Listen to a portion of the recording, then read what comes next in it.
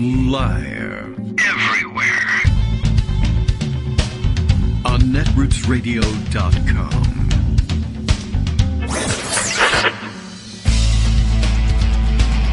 David Waldman. Kagro. In the morning. Now, here's David Waldman. Hey, good morning, everybody. How you doing? It is Wednesday, May 4th, 2022. Oh, yes, that makes it May the 4th. So Star Wars Day, and cue up the music that I can't play, both because the underlying bed of music is already playing, and it's copyrighted, and I wouldn't be able to get away with playing it. I don't know how long you would be able to play it before they came after you, but I guess since it's now a Disney property... Oh, that's a good idea, right? We have to remember any conservatives who were boycotting Disney who then make a May the 4th joke, I guess, have to be, I don't know what you do with them. But they're in the wrong, and we can say, ha, hypocrite. And they can say, I know, that was the job. I signed up for it in the beginning, and whatever. But you might as well make them pay the price for it.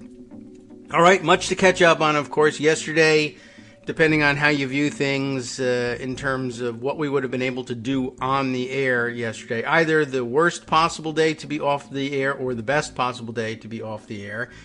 Neither conclusion is better or worse when you think about what was actually going on, the politics of it. But I thought of it, at first, everyone will want to comment on this. And then I kind of thought, well...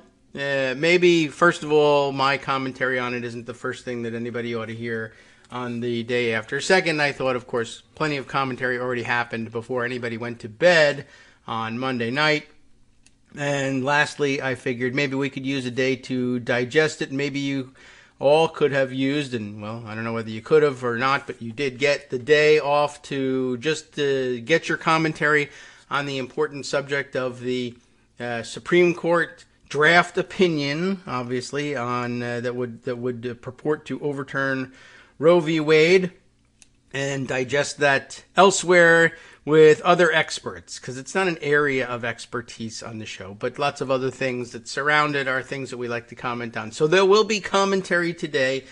Maybe yesterday was a good day to clear your head and take your commentary elsewhere. Many other things still happening, though.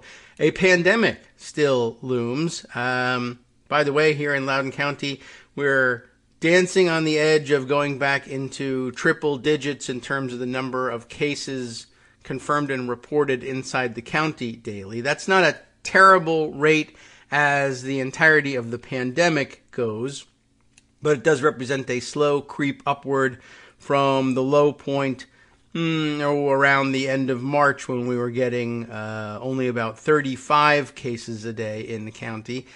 And we've been dancing on the edge of 100 for the last couple of days, and I assume we'll see it spike a little bit above that then.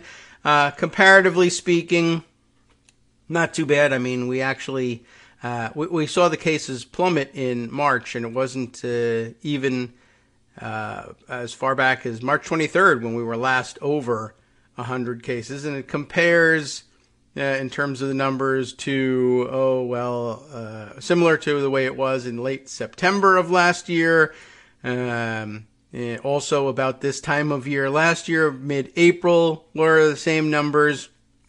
And I guess if you're looking for initial pandemic numbers, May 28th, of 2020, way back when we had just figured out that, okay, it wouldn't have been possible to fill the pews, as Donald Trump told us to do, for Easter. It would, in fact, be a terrible idea. Same numbers as then. And at that point, we were bracing for a long period of social distancing / isolation.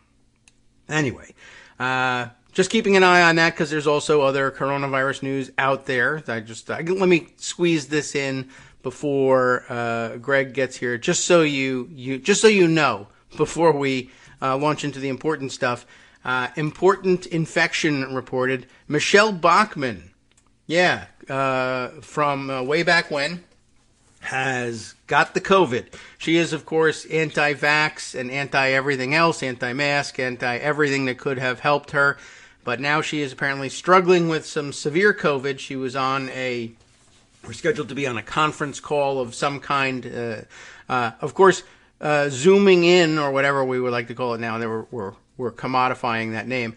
But coming in via video to this conference, which, of course, is a thing that we only do because of the prevalence of coronavirus these days, although we probably always should have done it for everyone else's convenience and to cut down on unnecessary travel, the expenses, the carbon emissions, etc., all reasons that they would have ignored before.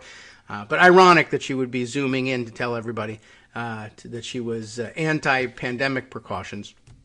Anyway, she wouldn't turn her camera on because she was very sick and she's not dealing well with the virus, and no mystery there. It's because she wouldn't get vaccinated. And so what can you do? We cross our fingers and hope it goes the way it's supposed to, I guess. Whatever that might be.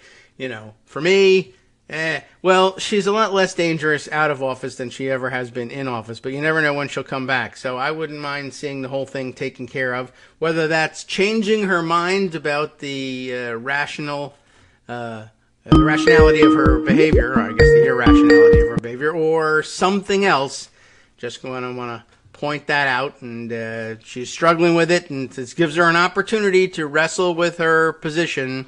I doubt very much that she'll take on that challenge. So, hey, what can you do? Anyway, it's time now to welcome Greg back to the program. Plenty to talk about. There'll be a bit of a political science day, I have a feeling.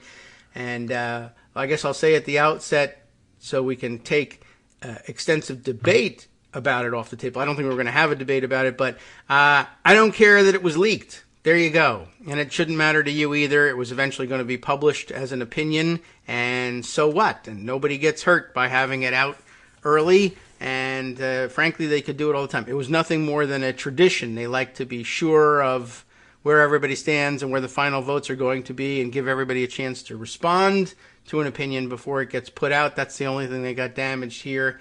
I know that's their big tradition. They can do what they want with enforcing the tradition, but don't worry about it. That's not the story, and anybody who tells you it is doesn't want to talk about what the story is. So we won't be doing that here, I'm sure. Good morning, Greg. Yeah, we will.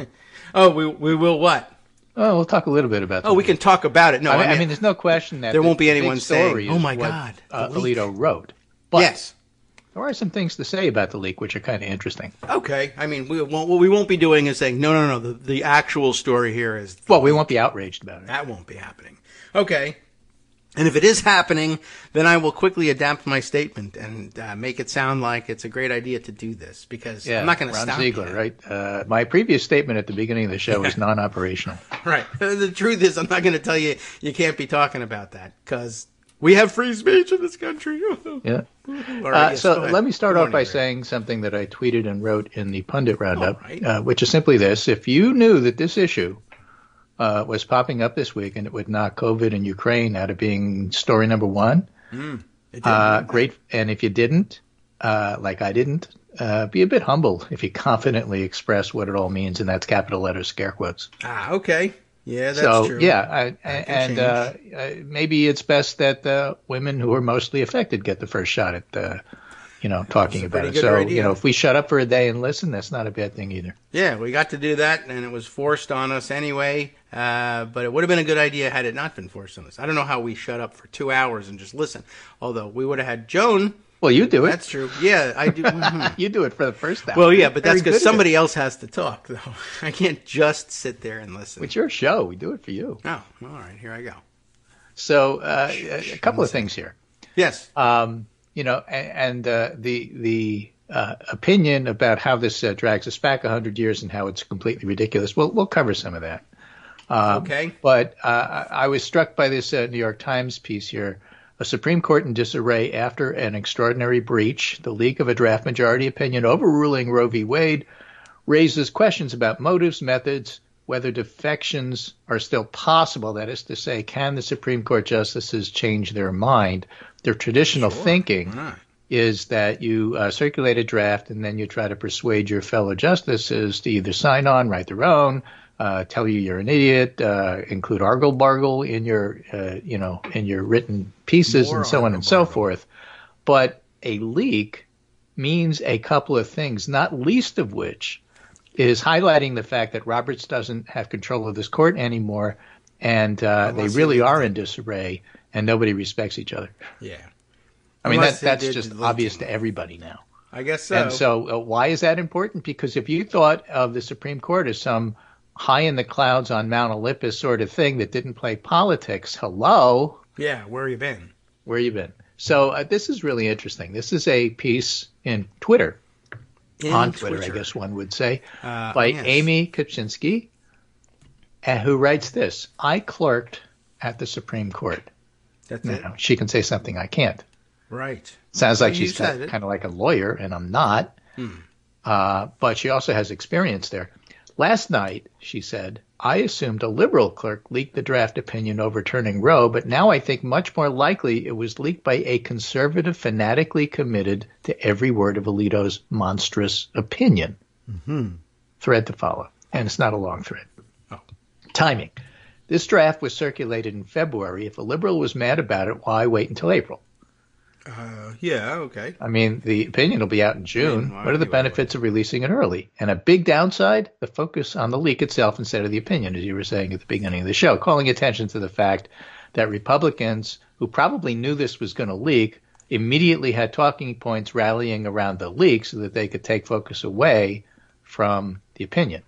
Yes. Oh, there were some bad talking points. If you work inside the court, she says, you know that the most concrete impact of the leak is to lock in this opinion essentially as is. Any edits to this point reveal jockeying between justices, undermine the majority and the court itself, and it's embarrassing to the majority. Meh. Liberals have lived for years trying to eke out a sentence here and there on SCOTUS opinions to make these conservative decisions less terrible. Why leak something and undermine that whole strategy if you're a liberal? Far and away, the most likely impact of the leaked draft is that it locks in 5 votes for this opinion without edits, and who would want that? So, this is about as extreme an opinion as you can have overturning Roe. It talks about fetuses being people as a matter of ancient law, teeing up ideas that fetuses are constitutionally protected, no abortion anywhere as a matter of law, con law. Con law means Constitutional law.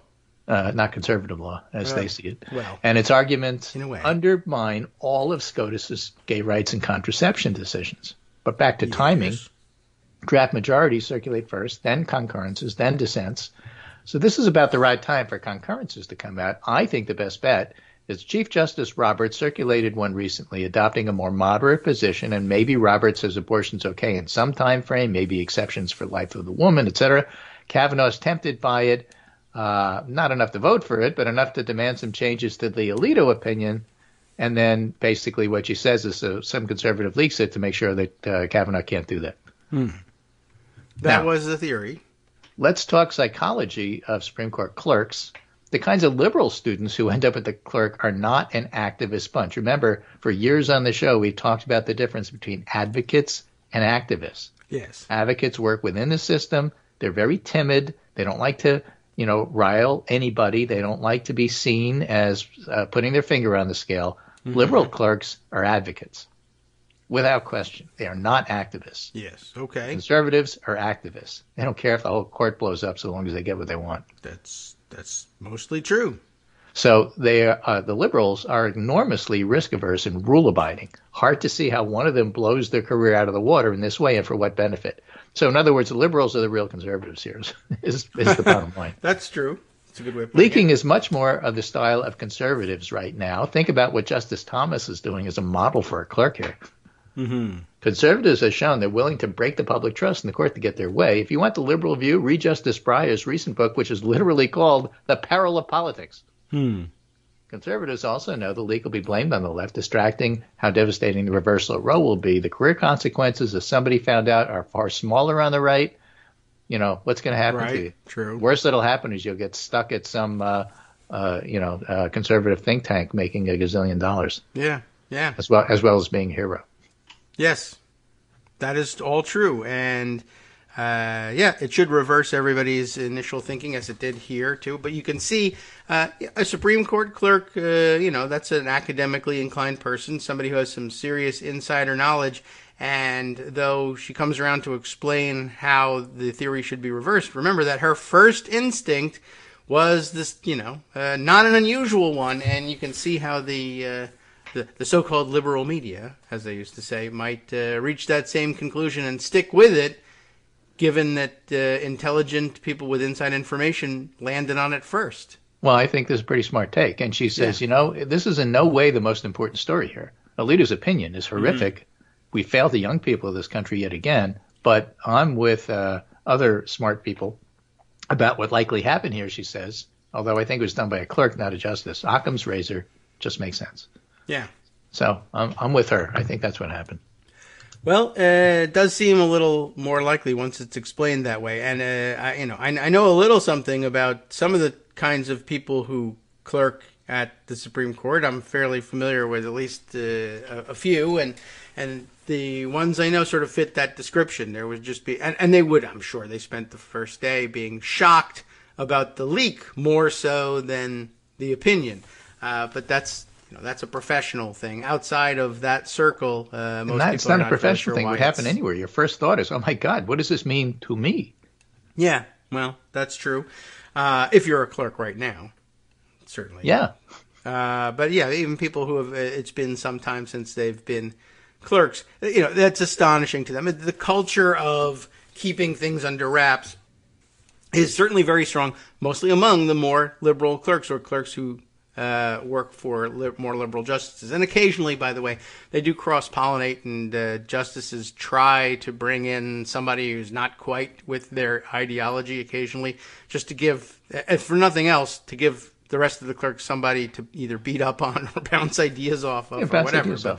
But they're very much, steeped in that tradition. And my recollection is they didn't even really give them access to email at work, which is impossible to imagine these days. It was as a matter of tamping down on leaks, just making it more difficult for documents to be moved out of the court control electronically.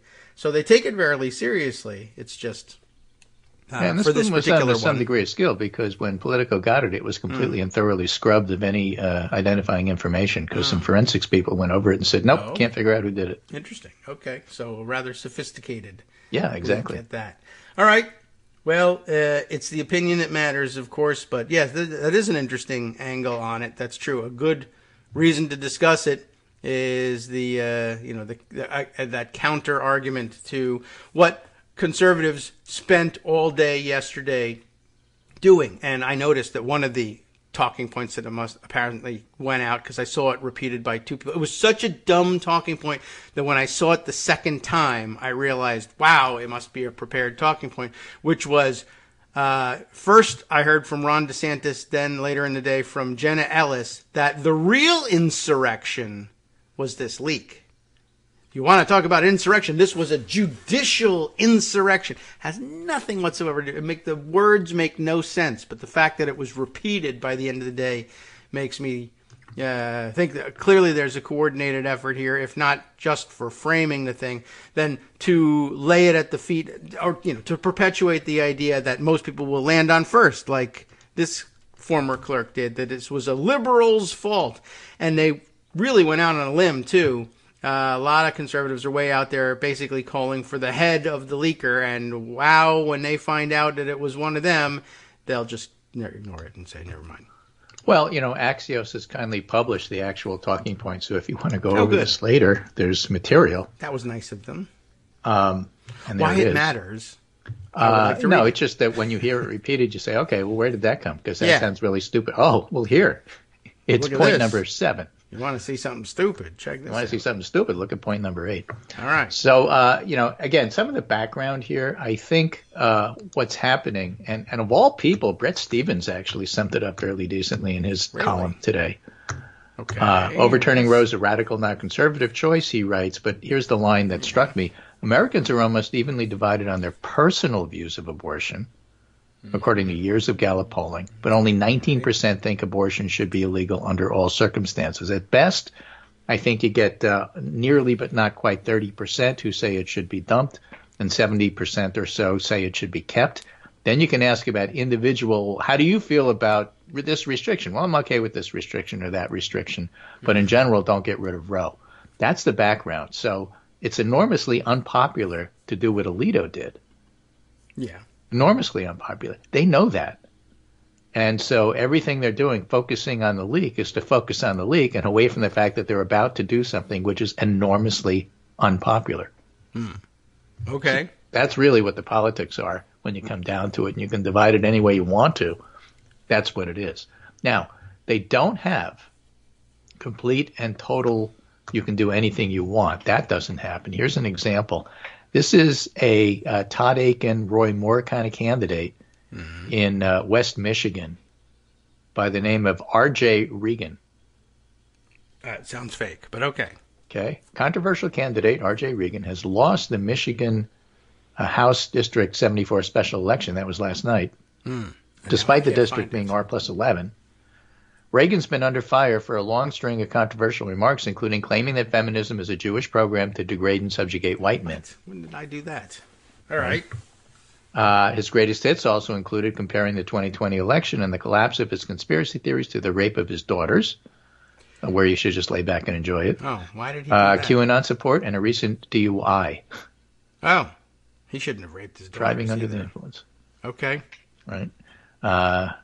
The GOP will have a good chance to regain the seat in November with a new candidate, but it's been redistricted, so actually the Democrats also have a pretty good chance of keeping it. It was about a 1,500 vote win for the Democrats. Huzzah. And I have this back from March of 2022 by Karen Tumulty, writing an opinion piece in the Washington Post. No matter what some men say, rape is never something to lie back and enjoy. Okay. The latest in a long line to express this view is Robert Reagan, the Republican nominee for and heavy favorite to win a vacant Michigan House seat in a May 3rd special election. After one other panelist suggested it was time for Republicans to give up their efforts to illegally decertify the election and begin focusing on the future, Reagan piped up with this bizarre comparison. I tell my daughters, if rape is inevitable, you should lie back and enjoy it. And this window into his parenting skills might explain why one of his daughters tried to warn voters against her father, and Reagan made a losing primary bid for a different House seat 2 years ago. If you're in Michigan and 18 plus, for the love of God, don't vote for my father. All right. I don't feel safe right now sharing further information regarding his beliefs, but please look him up and just read it for yourself. Yeah, and please arrest him. If you ask me, there's something wrong. I'll find it. Arrest him first. We'll find it later. You know, that's the right wing's on board with that. Right. Now, this goes back a long way. Tumulty even quotes Bob Knight, Indiana basketball coach Bob Knight. No.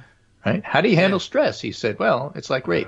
If rape is inevitable, relax and enjoy it. You know, it's a guy thing to say stupid things like that. It is, not to mention the fact, I think we all know that Bobby Knight doesn't know how to handle stress. Yeah. Not really. You know, relax, enjoy it, and throw a chair at somebody. Right. Most famous, perhaps, that was he throws chairs Texas oilman Clayton Williams, who was the 1990 GOP nominee for governor, bankrolled himself into a seemingly invincible lead in the race over the Democrat, somebody named Dan Richards. What happened to her? The race was quickly christened Clady and the Lady.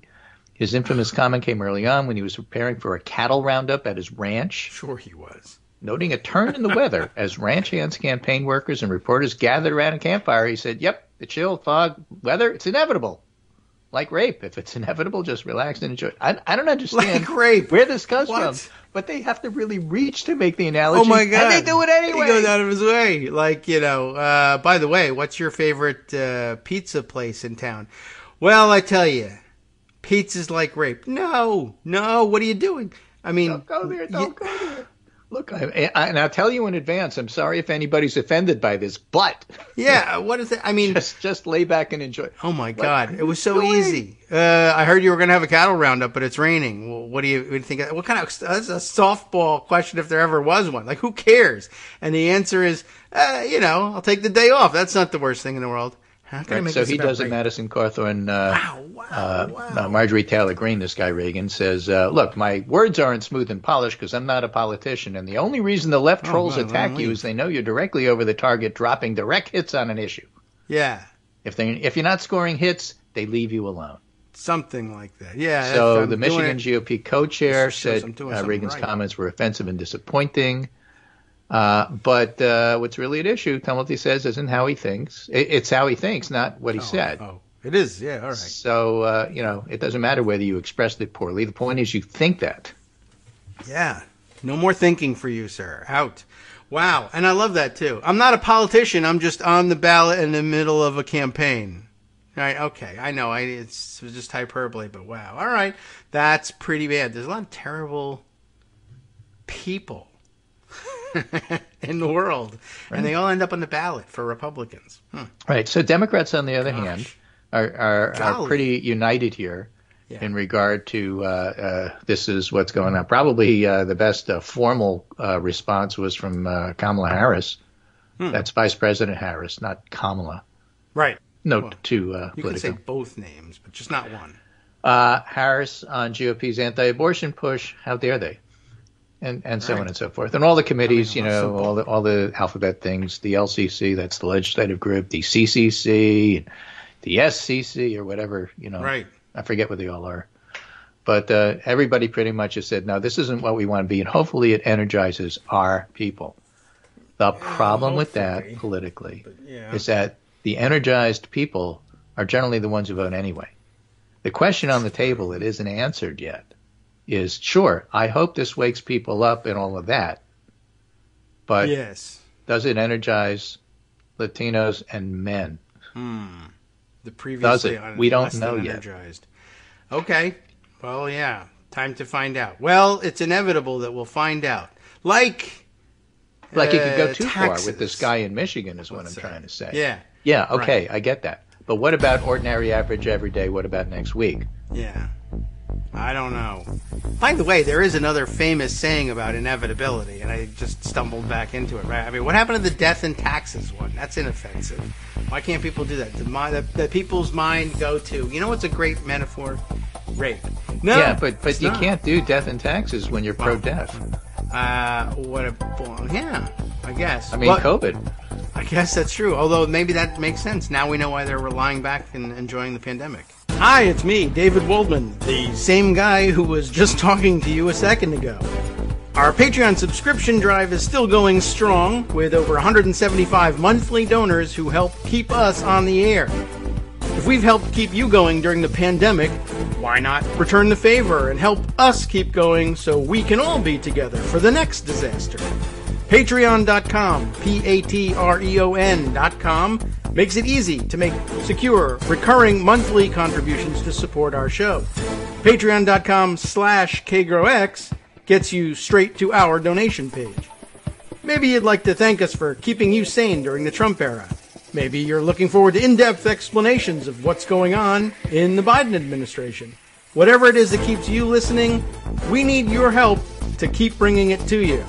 And hey, if you happen to prefer using PayPal or even the Square Cash app, we're up and running with those options too. Thanks again, everyone, for all your support. We literally could not do this without you.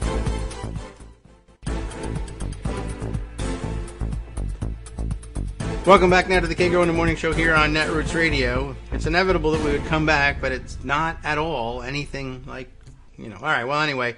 Wow, I just don't understand the mindset of people that do that, but you don't want to understand it. You just want to be alerted to it so that you can vote against them. So thankfully, well, it occurs to me that bloggers and others who said, look, the Supreme Court is incredibly intensely political, and of course they're going to get rid of Roe the moment they can.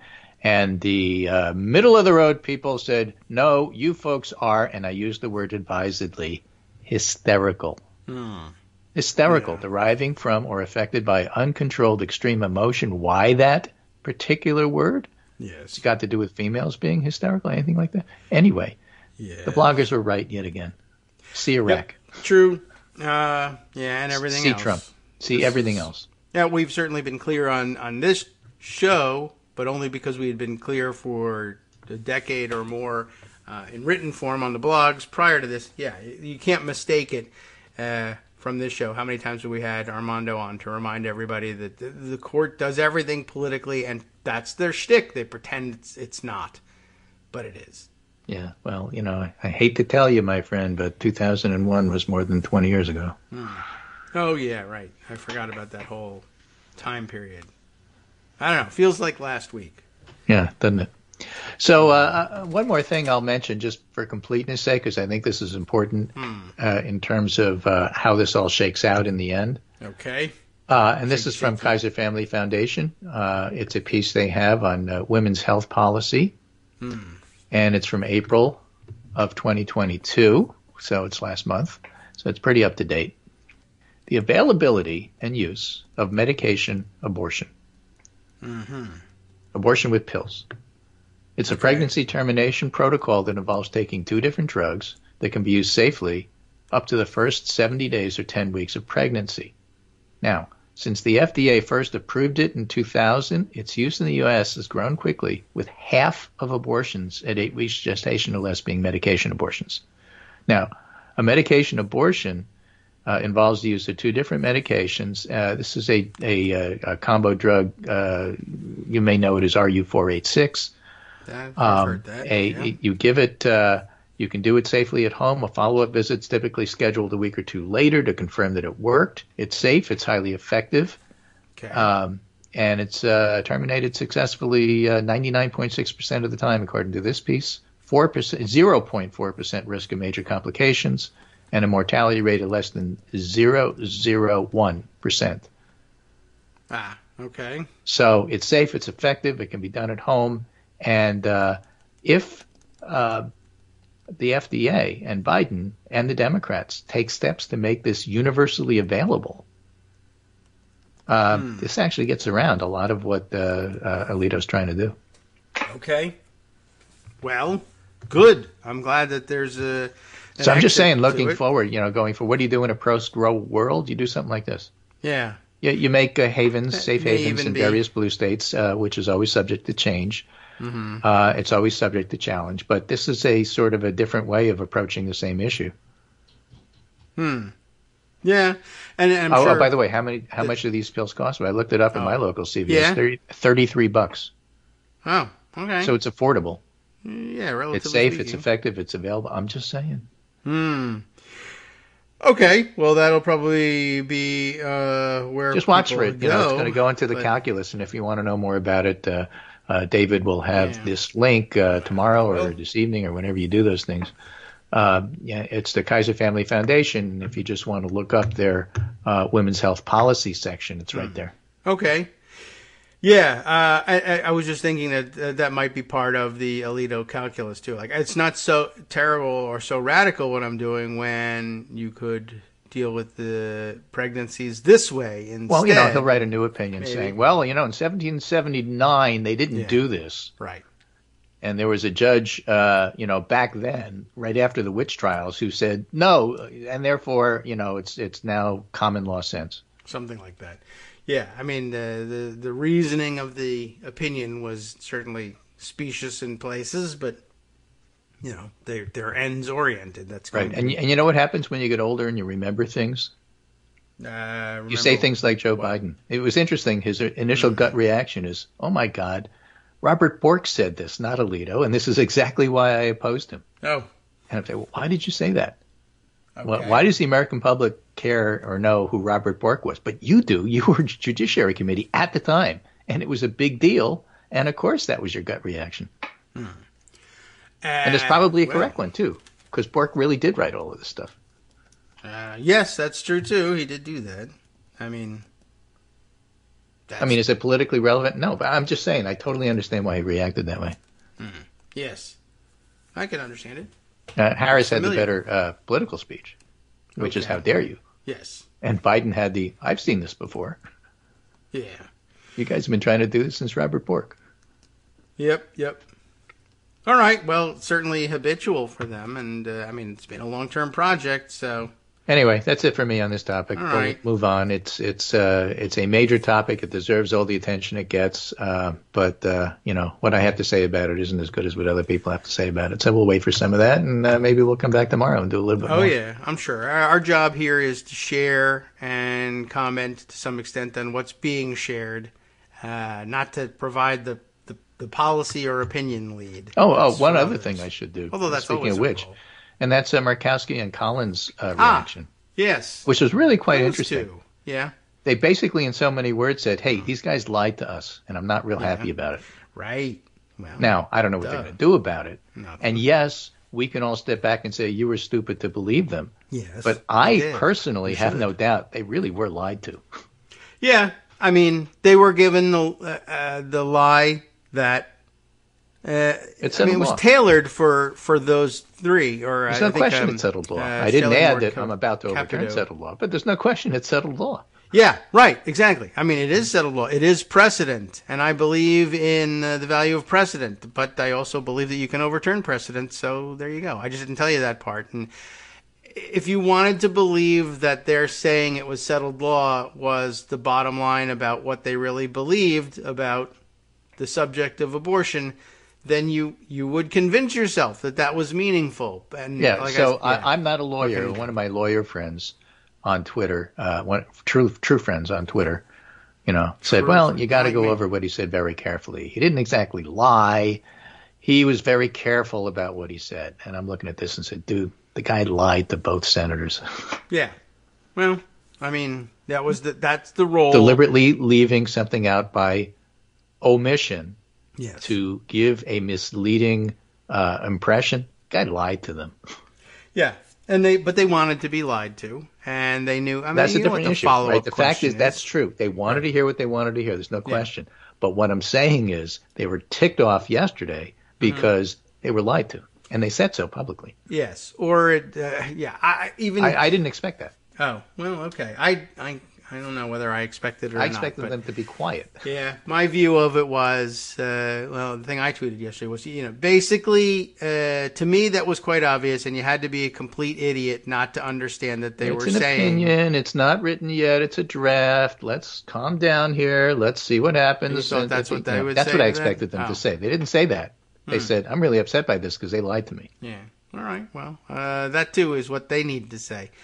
For what reason? Why is that important? Sure. Because if the House passes something and then the Senate does, those are two votes that might be in play. Mm-hmm. That's why it's important. Yeah, well, it's always important to know that, and I don't know. Yeah, like I said, my view of it was. I mean, can you imagine? Joe Manchin votes no because he believes what he believes in a Trump plus 37 state, and besides, he deeply believes that this is not a good thing, and he's on Alito's side. And Collins and Murkowski are 2-1 votes over him. I'm just saying, does that get you to a filibuster? Well, you have to overcome a filibuster. Well, Collins and Murkowski are 2 votes more than his. So I'm just saying there's going to be some really interesting dynamics here. Yes. And, of course, the libertarians in Congress, like Ted Cruz and Mike Lee, would, of course, side with the Democrats because, this is just radical overturning precedent. Something, yeah. And invading privacy. It is. And libertarians are really into preventing that sort of, right? Well, no. But Collins and Murkowski might be in play. That's all I'm saying. Yeah, that's a possibility. By the way, you make a great point there, as many people pointed out, that who wanted to focus on the leak, it was extremely important, of course, that the Supreme Court have that right to privacy while they're trying to take away other people's rights to privacy. Well, yeah. The law is for me and not thee. We all know that. Also, you point out among the people disappointed were Murkowski and Collins. I did see something circulated. I have a feeling it was Stephen Dennis who had done it too, saying that there was a third senator who thought that they had been lied to, and it was, interestingly enough, Shelley Moore Capito.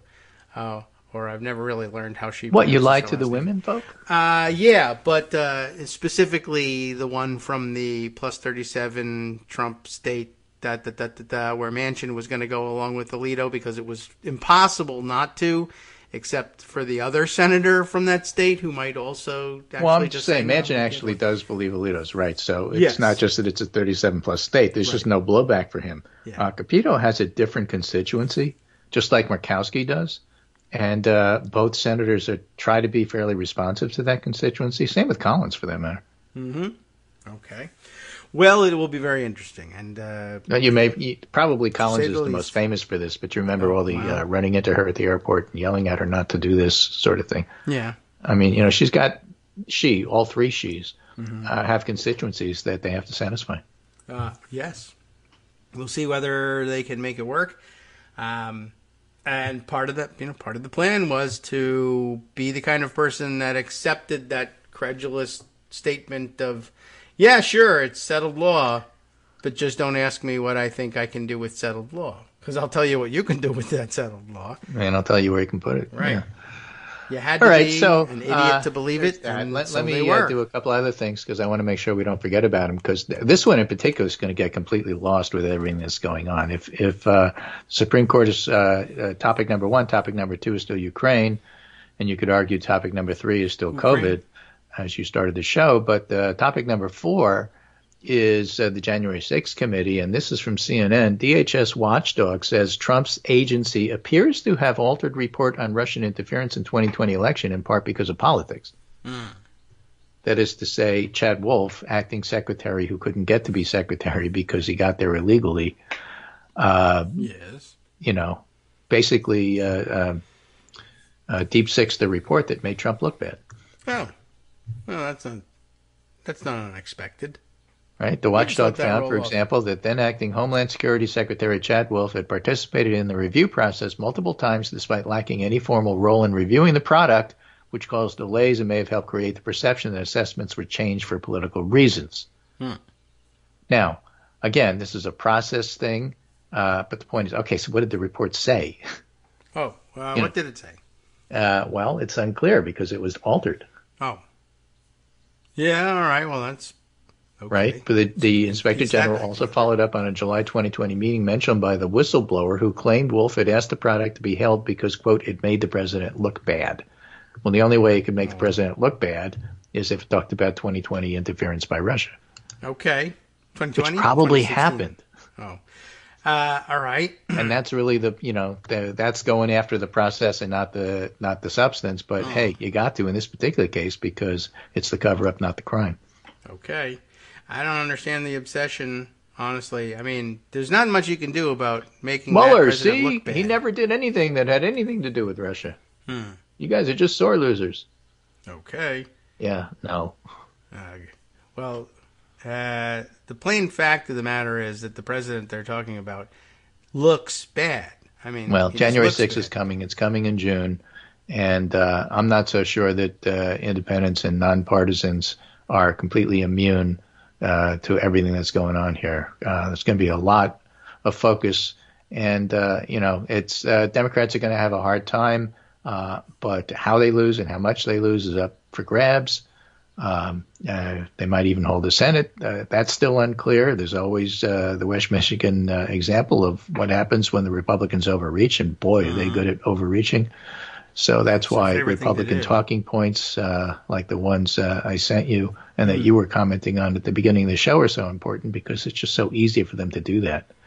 I think that the Supreme Court really needs to have privacy and deliberate at their speed because that's what we all respect. And screw you, liberal. Sorry, did I say that out loud? Right. That was the stage direction. And yet, it may play out that it was one of their own that did the leaking, and probably at the direction of the rest of their own. So that Right. may be why they know. In Ukraine, the war again is strongly. still not going in Ukraine's. It's not going going in in Ukraine's Russia's favor. It's not going in Russia's favor. Russia still can't put together a mass of troops which are coherently multidisciplinary in regard to making gains in their pincer movements, trying to encircle the Ukrainian army. It's not working. They're getting frustrated about it. This is a piece by David Ignatius. We talked about this the other day, but he's got another angle on it. Russia's losing on the electronic battlefield. And again, one of the complaints I've had, and the Washington Post, again, has been better about this than the New York Times, is the papers of record writing about the Russian army as if the big bad Russian bear is invincible and unbeatable, and how surprising it is that, and in fact, maybe they're not that good.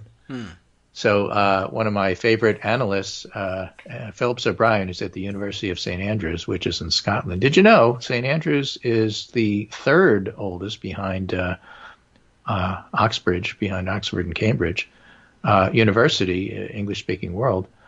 Phillips O'Brien writes, there's this truly confused story in the New York Times, said he. Russia's war has been brutal, but Putin has been showing some restraint. Why? That's the title of the New York Times piece. restraints. And O'Brien makes the point we've been making on the show. A truly confused story that can't separate what the Russian military is unable to do from what it's choosing to do. Claims that Putin is showing restraint in his war with Ukraine? What restraint? I Look at what the country looks like. What are we talking about? Nuking people? Is that restraint? Claims that Russians are not bombing logistics and cities as much as they could. The authors say that some is incompetence, but some of it is Putin being restrained. Who's their main source? Putin apologist Dmitry Trenin, who basically whitewashes Russian military failure. According to Trenin, Russia's only fighting with less than half strength. And you know what's missing? Not a single mention of Ukrainian anti-air planning, which has been superb. The article acts like Russia should be able to bomb what they want, when they want, when clearly they can't. Also, the article makes great play that Russia hasn't unleashed its supposed awesome cyber capabilities. It misses out that Ukraine has judged the cyber capacity to have been fully deployed and found wanting. The story also argues that Putin has chosen to enter some holding pattern in the war, as if it's a choice not to intensify combat, without acknowledging that Ukraine has damaged the Russian forces so much that's all Putin can do. Basically, this story takes Russian failing across the board, ascribes him to supposed Russian restraint, and repeats the failed vision of the war from the start that the Ukrainians are almost always passive. I've defended the New York Times reporting before. He says, I haven't. He has. But this story, he says, really is terrible. Well, that pretty much encapsulates what my criticism has been of New York Times coverage of this. Great on humanitarian stuff. Terrible on the military part of it. Mm-hmm. Well, that appears to be so. And now that someone else has said it, we can go and say, aha, the credentials. It's true. This was just crap before. Credentials that I don't have. Yeah. Well, you sussed that one out pretty well all on your own, unless you convinced him with your tweeting about it. That's possible. Undoubtful. Yeah.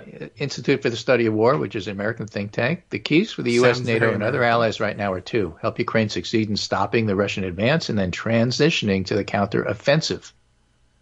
And then they write about this in The Hill. And Phillips O'Brien says, imagine we'll see more and more articles like this. How can Ukraine transition to the counteroffensive, and what help will it need to do so? The key thing is to do the exact opposite of the Russians. Well planned out and coordinated action that can crucially keep casualties down. So that's why among the many important things that the Americans sent to the Ukrainians is body armor. Oh, all right. Right. And there's some other articles around, I don't have them at my fingertips, that say things like, one of the really interesting things about Ukraine is they're, and they've stated this, is they're using sophisticated, like Harvard Business School style management and organizational planning along with the military planning together and integrating it. Are you sure the Russians aren't using that? They're not. Absolutely not. They're doing the old 1950s. It worked because if you just get enough people, you can roll over. You don't have to worry about, their cannon fodder. We don't care if they die, which the Russian soldiers know, which is why morale is so low. And that's the whole point of doing the managerial as well as the military aspects of things. Okay. And again, that leads to the point of, and we talked about this before, for example, with the way that Ukraine uses air power, integrating drones, using it in a way that NATO and others who rely on things like, jets and bombers and smart missiles for air power don't have to do, and therefore they've never really developed. And so there's a lot that other armed services can learn from how Ukraine has basically rebuilt its army since 2014 using modern techniques, modern Western techniques. It's not through Space Force, I can tell you that. Right. And so it's really fascinating as to how well they are able to do that and what lessons can be learned. We'll just go there and teach them how to, maybe they should teach you how to do this. Yeah, well, we certainly should learn a couple of these ways. So that's not a bad cover for going there. We're going there to help them, but we're really going there to study them. Yeah, that's pretty good. much. You should go ahead and do that. So, that is interesting. Instead of Space Force, it's like an Amazon Prime Force, sort of. What can we order from Amazon that we can use to kill Russians? And the answer is almost anything, if you use it right, I guess, right? If you just drop books from high enough, they'll kill people. I don't know. You need planes to do it, though. But they've done some tremendous innovation. And the first, I don't know. I guess this modern warfare that they're conducting, not only on the battlefield but the electronic battlefield as well, of social media, Not just a propaganda war, but like actually geolocating the tweets of Russian soldiers and then dropping bombs where they are is really fascinating. By the way, before I forget, the Chad Wolf story that you were citing before, is that buried somewhere? That I might want to explore that a little bit more later on. I don't know, but I'll give it to you. Okay. I may have given it to you. I may have not given it to you. I will. I'm not required to reveal my sources. That's which is true. to say the internet. But there's the link. Okay, good. I thought I might spend some time exploring that one, either on the air or off. But it's a good story and deserves some more thinking. So, good call there. Anything else that would be? I got time for another, even if it's a terrible call. Don't worry about it. Or you could hang it up for the day, certainly. But we're almost at that point. But I don't know. Let's see. If there's something that really is. Well, let's see here. This is Sarah Posner writing a fascinating little observation from the latest Washington Post poll, the one that showed that Biden and the Democrats were making up some ground. Oh. A majority of white evangelicals think the U.S. is not doing enough to help Ukraine and should do more. Interesting. But back in 2019-2020, when Trump was being impeached over withholding military aid to Ukraine to boost his own political fortunes, yes. A majority opposed impeachment. Almost as if they didn't know what the impeachment proceedings were like. What were they about? That's very likely the case. They probably didn't. But she makes the point that Trump was literally depriving Ukraine of the ability to defend itself against Russian aggression, but for evangelicals, the impeachment was part of the Russia hoax and Dems Trump derangement syndrome. Yes, that's true. And that was the case for Trump and his defense. That's what they insisted it was about. Right? 2/3 of white evangelicals in 2019 in a Washington Post poll thought Trump did nothing wrong in his dealings with Ukraine. Well, maybe it just took the larger scale invasion to convince them that there was a real danger to Well, there was a good existence. explanation for all of this. In the process of presenting this, Ben Alpers wrote her and said, look, my guess is polling consistently shows that a majority of white evangelicals believe that whatever Democrats are doing at any given moment is wrong. Yes. It's pretty much that and nothing else. Yeah. Right. Once again, you can highlight their hypocrisy and show it to them, and they'll say, well, at worst, they'll say, for themselves, they'll say, yeah, you got me there, but I'm doing it anyway. I should mention, there was also a Ohio primary yesterday. Right. Yes, true. And several of them. J.P. Mandel won.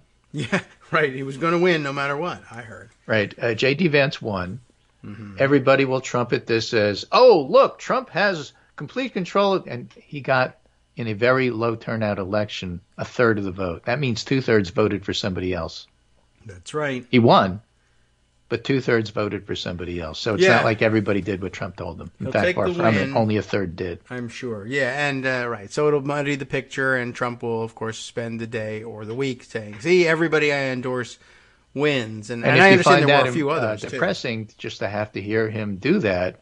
Michael Cohen, the writer, not the felon, all right, reminds us that there's always a silver lining. Seth Mandel lost. Yeah, that's true. I mean, you didn't probably want that ended guy his anywhere political near the career. ballot.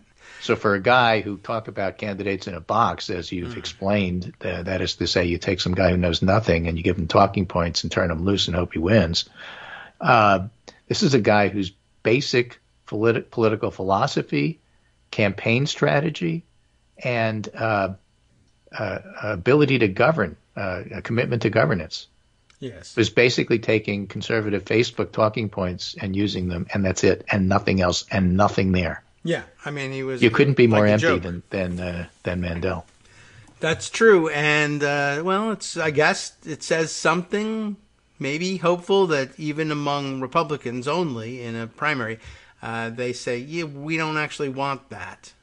But 20% of them do. So, like with most things. So that's a pretty interesting dynamic and something worth untangling, especially as Trump will go out and say, well, this means I have total control of everything and I can call all the shots. 2/3 of Republicans didn't listen to him, but he gets the quote unquote the win anyway. Hopefully that means there's no hope for Vance in the general, but it's No, always he's a nail probably biter. leading. He'll run against Tim Ryan, I guess. Yeah. And, he's got to be considered the favorite because it's Ohio. I guess so. But and I mean, if his campaign look at follows Michigan, things typical can happen. strategy, true. The typical strategy at this point is tack back towards center, and that's closer to where he started. I mean, he made a stupid and embarrassing transformation, but he probably felt, I need to do this in order to get across the finish line and have. Well, a that'll chance be at an the general, interesting and now I've study done it. because, the question is, can anybody in the Republican Party do that anymore That is a without good losing question. support of the nutcases that put you there in the first place? Right. Trump can't unendorse him at this point now that he's the Republican nominee in particular, although he doesn't have to do very much for him. But maybe the less he does for him, the better Vance's chances are in the general. So it'll be a very interesting dynamic to see how that works. For example, his competition, the people running against, may make an issue of his views on Ukraine. Yeah, right. That's a possibility. And now of course he just should be tied to Trump as closely as possible, and see. I'd be interested to see whether he tries to distance himself or not, but try and force him to distance himself by tying him even tighter to Trump and see how he handles it. Right. Okay. Oh, I'll leave you with this one last piece on Ukraine from Financial Times, and just the headline and little blurb that Franz Stefan Gady put together here. NATO's Eastern Front. Will the military buildup make Europe safer? Well, that's the sort of thing that Financial Times and other people like to ask. But the point that the person who pulled it together made is simply this. Yes. 40,000 troops in Eastern Europe are under NATO's direct command, 10 times the number on the day Putin invaded. And 8 countries now host NATO battle groups. That's twice the number previously. Good luck. Vladimir, you've achieved your goals. Declare victory and go home. I guess. Yeah, if that's what he was after. I think he wanted the opposite, but... wow, okay. I guess we'll see how that plays out in the days to come. Thanks for... All right, welcome back now to the Kagro in the Morning Show here on Netroots Radio. Let's see if there anything else is in the news, shall we? All right, I might have to scroll back through my Twitter timeline and discover all the rest of the things, all the political science I wanted to discuss with you. But let's see. Where are we? Oh, I wasn't going to focus too much more on the leak aspect of things, but I did want to bring forward a couple of items, I guess, to maybe put the leaking in context. There are a few things that we can do with that. One of which is, the tweet from, or a tweet thread from Jonathan Peters, who describes himself as a media law professor. I guess the law of dealing with the media, as opposed to a law professor who's in the media all the time. But that could be both, as a matter of fact. Media law professor at where? University of Georgia. And he has this to say on the leak subject. It's remarkable, the leak of what appears to be an initial draft majority opinion. SCOTUS generally has kept its secrets, of course, and has kept confidential its internal processes and deliberations. But the court does occasionally leak, and it has leaked before about Roe v. Wade. So, for most of the people who spent the day saying this is incredible because the court never leaks, never, ever, ever, and this is such a disaster, and this is the real story, is the leak. It's not only leaked before, but it's leaked on the same subject before, and I guess it all got memory hold. And I have two pieces that point to that, and then one that says, maybe it's a good thing that they leaked on top of it all. Anyway, Peters continues by saying, its recorded history of leaks dates back to the mid-19th century, as a matter of fact. Some leaks have commented on a decision after its release. Others have provided accounts of personal relationships/conflicts among the justices. And yes, some opinions have leaked before release. Consider the 1852 case, Pennsylvania versus Wheeling and Belmont Bridge Company, or rather versus Wheeling and Belmont Bridge Company. I guess that's the name of the bridge company. 10 days before the court handed down its decision, the New York Times, I was fooled by the fact that it started with a T. The New York Tribune reported the outcome. 2 years later, the Bridge case returned to the court, and again the Tribune scooped the justices before they made their decision public. Later that year, the Tribune published a running account of the deliberations in Dred Scott.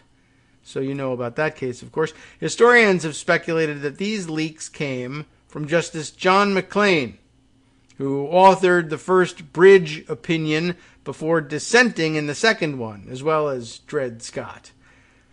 More recently, in 1968, New York Times reporter Fred Graham wrote a story about Justice Fortas's extrajudicial activities to support the Vietnam War. After a law clerk leaked the details to Graham, the 1970s brought a wave of leaks. First, Justice Douglas, in June of 1972, wrote a memo to his colleagues about Roe v. Wade. Somehow it reached the Washington Post, which published a story about the memo and the court's inner deliberations. Then, Time magazine published a story about Roe v. Wade before the court announced it, reporting the outcome and the vote.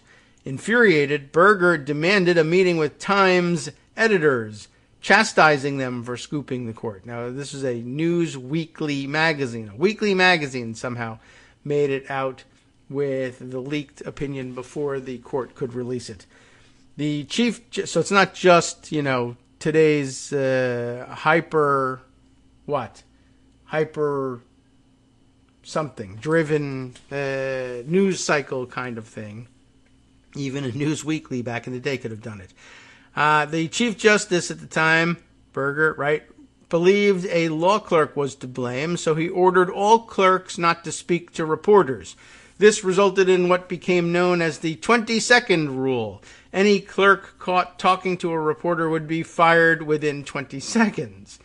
In 1977, NPR penetrated the justices' conference by reporting that they had voted 5-3 not to review the convictions of 3 defendants in the Watergate cover-up cases. The story, obtained by Anita Totenberg and confirmed by the New York Times, also reported that Berger had delayed the announcement of that decision so he could try to recruit the 4th vote necessary to review the convictions.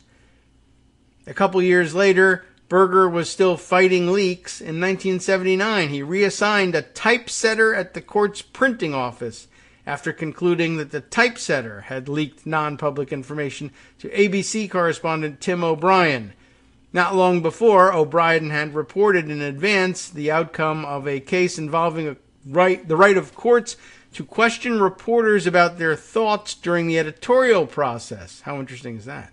O'Brien then broke another story in 1986 when he scooped the justices on a decision regarding budget balancing. O'Brien reported that on a particular day, the court would strike down a key part of a law. He was right about that outcome, but not the day. Years later, a UPI reporter said Berger intentionally delayed the decision. Berger was ticked off and just wanted to stick it to O'Brien. So he was right, and they changed the day so that they could say he was wrong. Other leaks have been more retrospective. In 2004, for example, a group of law clerks from the 2000 term leaked to Vanity Fair the details of the secret deliberations in Bush v. Gore. And then, of course, there are the books. The Brethren by Bob Woodward and Scott Armstrong. Closed Chambers by Edward Lazarus. Sorcerer's Apprentices by Artemis Ward and David Wyden. Supreme Conflict by Jan Crawford. The Nine by Jeffrey Toobin, etc. Relying on sources inside the court, each book in its own way pulls back the curtain and invites you to explore life, politics, and conflict at the court. Even more recently, CBS's Jan Crawford reported in 2012 that Chief Justice Roberts voted to strike down the heart of the Affordable Care Act before changing his mind and siding with the court's liberal bloc. All of which is to say, and I guess before I even get to that will go and show you exactly what kind of influence a leak could have. And this is why I think everybody's trying to entertain different theories about this thing, that the Chief Justice was ready to strike down the Affordable Care Act leak happens, Chief Justice pulls back and goes the other direction. All of which is to say, Supreme Court leaks are rare and remarkable, but they are not unprecedented. That's just garbage to say that. I've done some research on this, and I'm just sharing that for anyone who might be interested in a wider context. And that's the end of his thread on that. And I think, I don't know whether he suggested or who it was, but I did happen to see, I know Armando was sharing a piece from the Constitutionalist, constitutionalist.org, about the history of leaking. Going back a little bit further, Mark Graber, Regent Professor at the University of Maryland, writing an essay on judicial leaking 19th century style. So the tradition, the tradition of leaking, as much as the tradition of silence, both go back a long way. Both, Justice Alito might say, are deeply rooted in American tradition. So that this one more a historical, or further back, a 19th century history of a robust leak culture at the Supreme Court back in the day. It wasn't exactly the founders, but they have painted portraits, so they're the sorts of people that we look to as establishing the long-standing precedents and traditions of the court. And guess what? The court is not without its own history of leaks when it suits them. So, at any rate, I think we'll skip that, but I'll give you that connection, that link, so that you can read a little bit more about the 19th century history of the leaks. Just know that they're not brand new, and they're not. It's not such a departure from practice in the way people are trying to portray it. There is a piece, if I can open it, I think I may have hit my limit here, from New York Magazine under the headline of "The Leak is Good, Actually," which is the sort of thing that makes us decide maybe we want to take a look at that one. And I think they took the paywall down on this one because it's such a popular topic. Maybe we'll get a flavor for what's going on here. David Klion, how does he say Klion? Klion or Klion? The leak is good, actually, and I have a feeling this one breaks down along the lines that you might imagine. Like, it's good for us to know this stuff ahead of time. There's no particular reason to keep it secret forever, and it's very revealing. And things about the way the court works should be revealed. There's really nothing that says it has to be that way.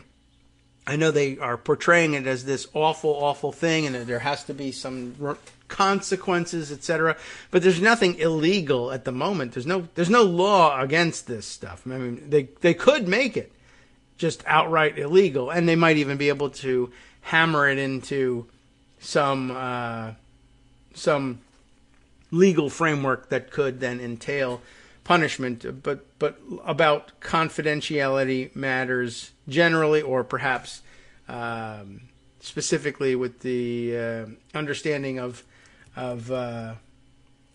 what your employment agreement is supposed to entail at the Supreme Court. But they had every opportunity to make it illegal, and they have never done that. Greg comments at the moment, because I just brought it up recently, was the phrase deeply rooted in history. And he says he keeps coming back to that phrase because taking it seriously implies that the rights of some people will always be less important than the rights of others. It also raises the question, how far back do the roots of our rights really go? Am I reading, this is actually just a tweet that, Jason Kuznicki's, how does he say it? Kuznicki's tweet here. Jason is editor-in-chief of Tech Freedom, so Greg was just sharing the contents of that tweet with me. But Greg, I guess, I'm sure has had a similar thought, and it's a thread on the subject. But I've seen a couple of other individual tweets and threads on the subject which sum it up much more quickly, and maybe I can give you those too. Let me see if I can find where I saw them in the last, I don't have to go too far back. It was in the last day or so, because that's how long we've had this leak out there. But basically, the idea comes down to, look, this nonsense, well, this is where some of the reasoning of the opinion is so specious, is that Alito is saying, well, these new rights, like privacy rights, which are at the heart of our Roe v. Wade abortion decision, but as many other people pointed out, are also at the heart of many other decisions, which would likewise be in jeopardy if they really feel, a majority of the court really feels, that privacy rights are an invention, and a recent invention at that, and they'll get rid of them for that reason. Then basically it's saying the reason that some of you don't have rights or can't have rights now is because you didn't have them before. Or the rights you have are pretty new, so therefore we're going to get rid of them. Which is to say that basically the only people entitled to rights are the people who have always had them. And it just so happens that that breaks down along strange lines, like mostly about white men. As we were discussing, we're kind of back now to Will Stansel's thread that I shared with you on Monday about the why it is that, or how it is, I guess, that white males in this country could have enjoyed their privileged rights having status since the very beginning, and even before, in this country, and still be dissatisfied and still come to the conclusion that they're the most persecuted group in America today, even though it is actually, the whole point of it is that this is quite the opposite. They've been the ones with all the rights. And the idea of changing things so that other people have rights looks like an attack on not only the set of rights that they've traditionally held, but also on what looked to them like consensus that other people shouldn't enjoy similar rights. One, because they hadn't, and two, because anyone who said that they should was marginalized in order to perpetuate this idea that not only are they correct to be the only ones to have the rights, but they're correct to prevent other people from gaining rights because that's the way it's always been, and everybody appears, for whatever reason, to say that they agree with me, so why shouldn't we, perpetuate that? Let's see. But yeah, somebody put it in very pithy form yesterday, I don't know, late morning, early afternoon, if I can find it again. But there was an awful lot of pithy statement making yesterday. There was quite a bit of it. Let's see if I can find it. There was a lot of activity here. It's not, I don't think, too far back here, but it's worth fishing out if I can just find it. It's taking quite a while. I don't know. All right. Well, at any rate, let's see. Some of the other things that I probably should have said. I stuck to the promise to move off of this subject, but now I would really like to find that tweet, and I can share some of the things that was, I think, worthwhile sharing yesterday on Twitter, though we didn't get the chance to share them on the radio. The morning started out with, of course, all of the speculation about what the decision might mean, not to mention the discussion of the leak, etc., and what it really meant. But yeah, still somewhat disappointing, I guess, at some level. Although, what else are you going to do with the kind of news that was delivered that morning or the evening before? But speculate on what's going to happen. And people are quite correct in saying if they're going to undermine the privacy rights that the conservative majority apparently thinks are invented and new and therefore somewhat less worthy of preservation for whatever reason. Why, I still haven't really figured out, but it's just something they say, and newness feels weird to them. I mean, they just hinted at that not that long ago in... Where were we? I forget what cases the line of cases we were talking about, but EPA regulations, right? That these things were relatively recent, and they were only, after all, about 50 years old, and so therefore not really particularly worthy of preservation. I guess you can look at that now and say that it teed up this situation as well. But that we still can't get past the idea that the Supreme Court is one of the political bodies, and that they will act politically, including in the decisions that they make and in the way that they handle the decisions. That is the leak itself. Okay. And then, the fact that people were still wasting energy on trying to show that the logic, if applied consistently, would mean, for instance, that we would be jeopardizing all sorts of rights, whether it's right to use of contraception among married couples or unmarried couples, the right to same-sex marriage, the rights to any number of things, interracial marriage, to throw something in between, and the in-between times between contraception or I guess the contraception case came after. But at any rate, ticking off all the notes on various rights that would be in jeopardy. All correct, but again, sort of like, I guess I'm glad people are kind of coming to the realization that things are arbitrary and capricious for the Supreme Court. But people, by tradition, I guess just like the more liberal clerks stick to the tradition and are risk-averse and are rules followers, people stick to the idea that there needs to be some particular logic to the way the Supreme Court works. And I keep trying to remind you that if 5 justices decide this is the way they want something to be, it can be that way even if they can't express the logic, or even if they express the logic badly. Holding that up and saying that's hypocritical because doesn't necessarily mean anything, especially if they've already voted. It could be used to change their votes, which is why perhaps the leak could be viewed as strategic, whether it's done by liberal-leaning person or conservative-leaning person. So it's a good reminder that the case doesn't necessarily come down with this language as the majority opinion. There's still room to change that. But the idea that they need to show logic, is just we have already seen that that's not the case.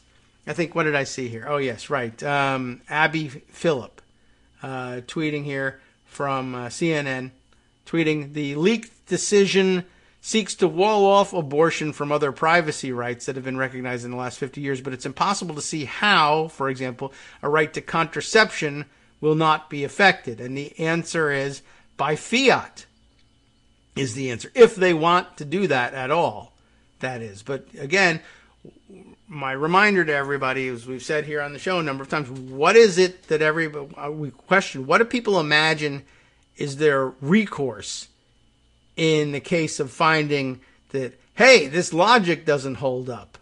Or, for that matter, hey, they refuse to reveal and publish their logic. There is no recourse, as we've said, and we're right in the middle of a spate of news stories about the unfair and abusive use of the shadow docket, one of the characteristics of which is that unsigned opinions or no opinions at all sometimes accompany these decisions, which now have substantive impact. And my view is that eventually, when that tool becomes necessary or more comfortable, they will simply stop issuing opinions at all and simply say that's the way it is because we say so, and I don't actually have to explain anything to you. And I know that's out of keeping with 200 plus years of tradition, but what do they care? They don't. It's just as valid a ruling with an opinion attached to it as without, in terms of, for those who believe that it is in fact the province of the court to say what the law is. And if you don't believe that, then you're for overruling Marbury versus Madison, which is something you could consider. You can do it because precedent is made to be overturned, apparently. It's settled law, but that doesn't mean anything.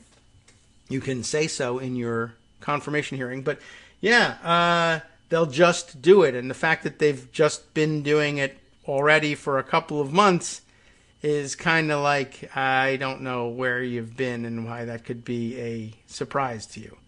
I think that was in continuation of my original thing about it. We're still we're still spending energy on divining what could next evolve from Supreme Court reasoning, even though we have been watching them simply decline to provide reasoning at all when it suits them. And so for arguments like Abby Phillips here to say, well, if X, if you can get rid of the right to privacy, which underlies the right to abortion, or if you can get rid of abortion rights, then what prevents you from getting rid of the right to, have your interracial marriage recognized or same-sex marriage recognized or whatever other rights you're worried about? If X, what prevents Y? Nothing. I guess we'll do our political science lesson here. Nothing, and nothing ever did prevent it. The only thing that prevents anything, now getting down to like first principles of political science here, the only thing that prevents anything, whether it's a Supreme Court ruling, an outrageous power grab by the executive, or for that matter, that it should take either 2 or 4 licks to get to the center of a Tootsie Roll Tootsie Pop, if that's the way you want the decision to come down. Nothing prevents it from being the case, ever, no matter what you're talking about, other than the fear, if any, of consequences from doing what you're doing. If upsetting the apple cart is something that bothers you, then 1, the job's not for you, and 2, you understand why you're prevented from doing something. All right? So what prevents the court from simply ruling something unconstitutional and giving no explanation whatsoever because it's too damn embarrassing and the logic doesn't work and they just don't want to hear about it? Nothing prevents them from doing that.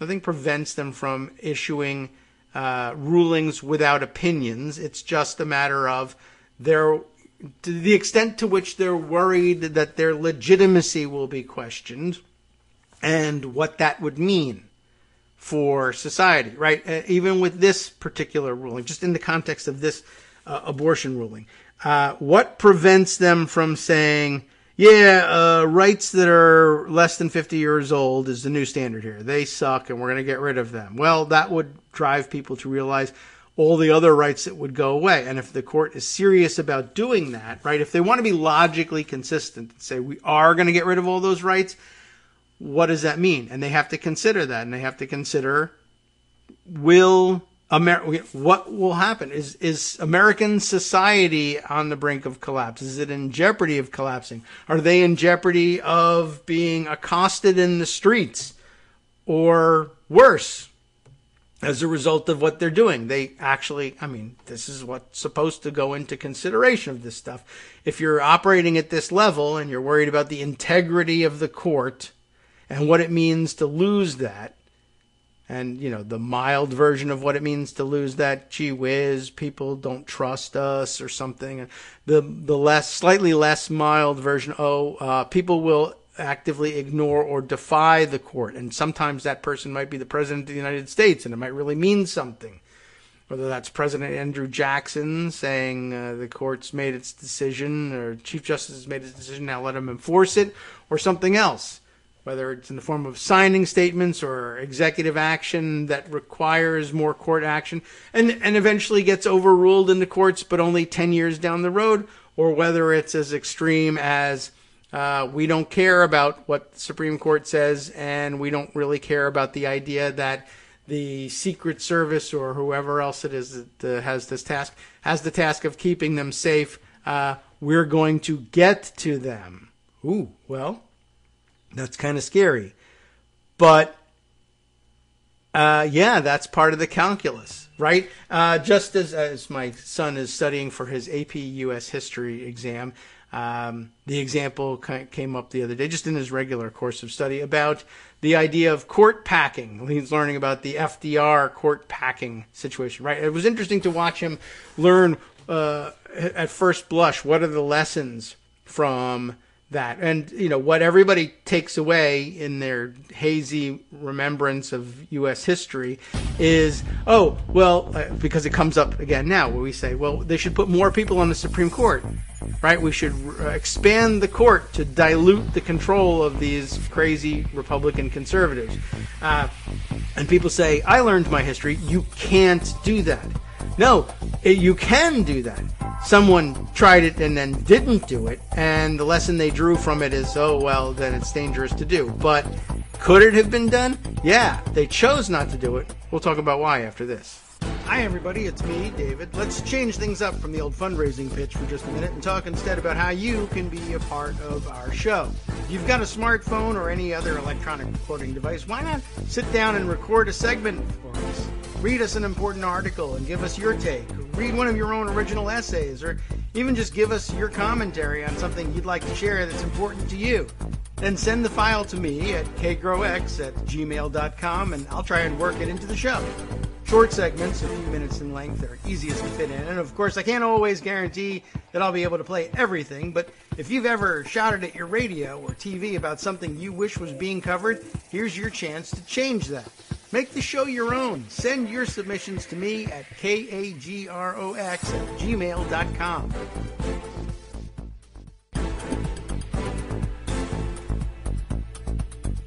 All right, welcome back now to the Kagro in the Morning Show here on Netroots Radio. Yeah, so when we left off, I was just recounting how casual or high school level students of history learn a little bit about the court packing scheme, as they call it sometimes, that FDR put forward and the lessons that they draw from it and how they regard it. It was interesting to see, a student of history learning about this for the first time and being asked to evaluate this and being asked, and here's where I guess there's the difference between learning history and learning the AP history comes into play, right?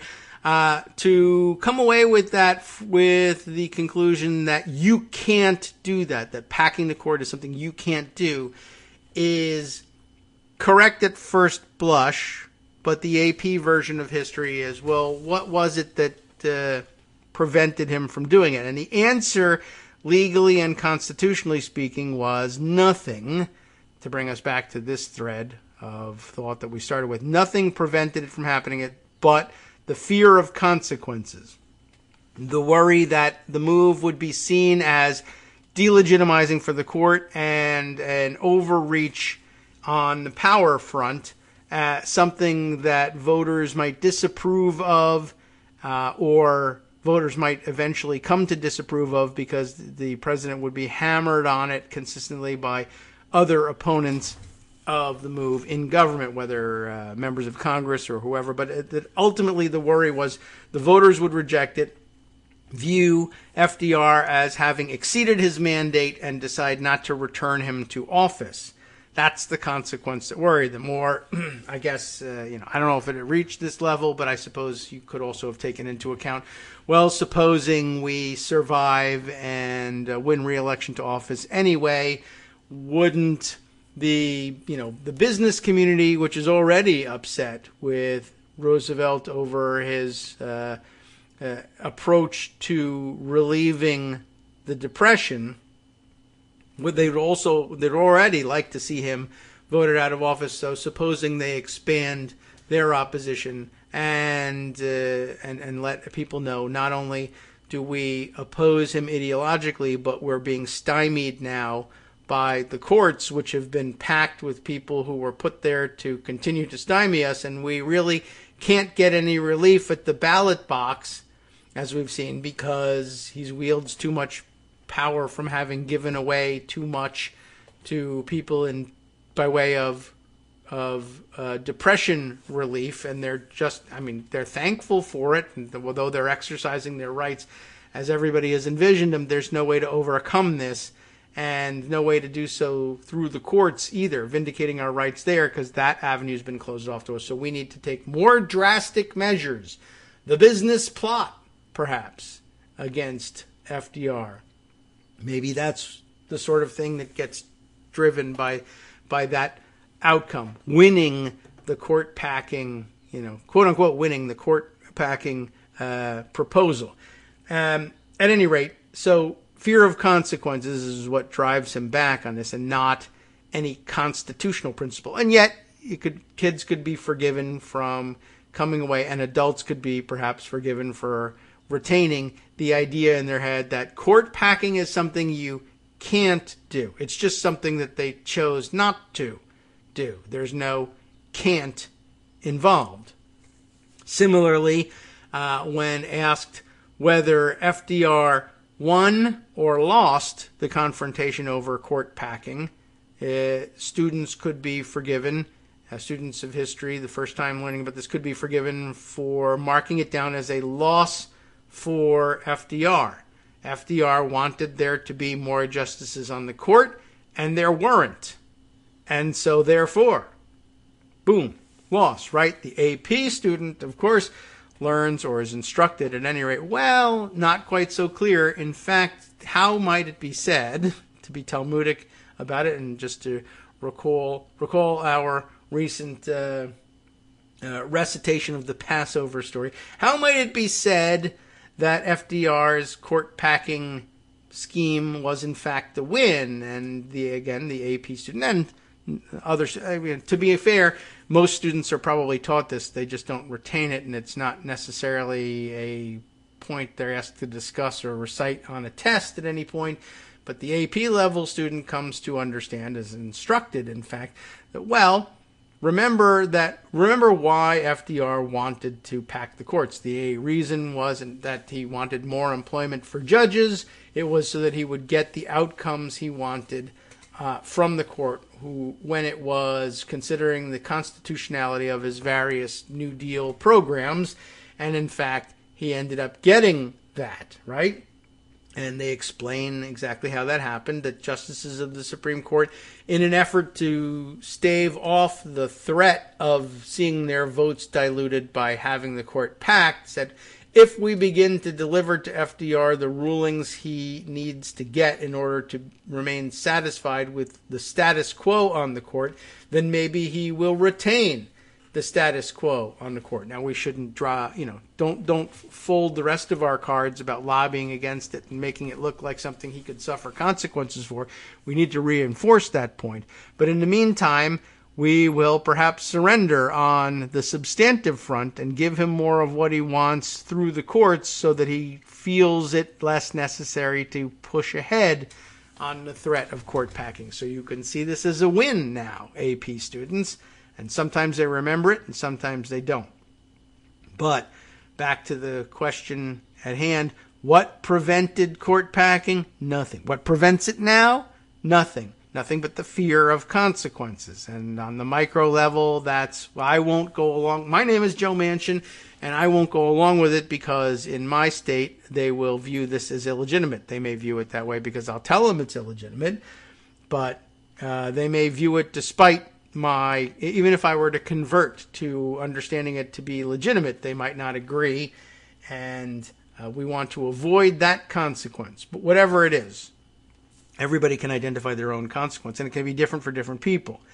But then I noticed the tweet from Sarah Posner, who I believe Greg quoted earlier today, about, I think a similar topic, right? Was it that she was telling us about evangelicals and their view of the Ukraine impeachment, or was that someone else reciting that? But this has another mention of the Christian right and what they've been up to in later years. And Sarah, in this case, tweets this interesting thread, which reads, "The Christian right has been clear and unabashed about its goal for decades, that being overturning Roe. That's why they created law schools to train lawyers, law firms to litigate it, and organizations to create solidarity between conservative lawyers and Republican politicians." This is actually a very interesting thread all by itself and deserves exploration. It will become a tangent if we spend too much time on it, but she hits the nail on the head here right from the outset. We should take a pause to realize and to emphasize that they did do exactly that. It sounds a little more ambitious than it really was, but no, not actually true. Created law schools to train lawyers and created law firms to litigate the abortion question. They actually have done that. The law firms aren't law firms in the sense that, like call us if you've been injured and also in case you want to litigate constitutional rights, but in the sense that there are conservative legal think tanks, as they call themselves, but they are in fact nothing but boutique law firms that exist for the purpose of searching out plaintiffs that they think will give them an opportunity to chip away at and eventually destroy abortion rights one way or another. And they shop around for those clients and shop around for judges that'll give them the decisions that they want.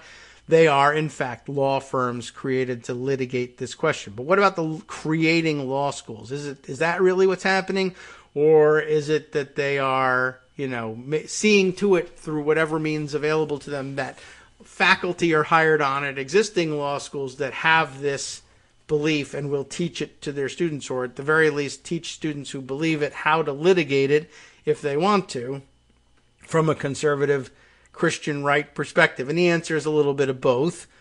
But what about this creating law schools? Well, again, Liberty University, Regent University, there are any number of places, Bob Jones University, but any place that's got a law school attached to it like that, or, otherwise facially neutral situation like what's going on at George Mason University, which has a law school, which I went to, which you don't have to be a conservative to go there, and you can survive as a conservative, and it's actually quite a good idea to get insight into what it is that they're doing, and that's how this stuff rings a bell with me. But the George Mason University School of Law, from which I graduated, was very shortly after my graduation renamed the Antonin Scalia, not that shortly, I guess in geological time.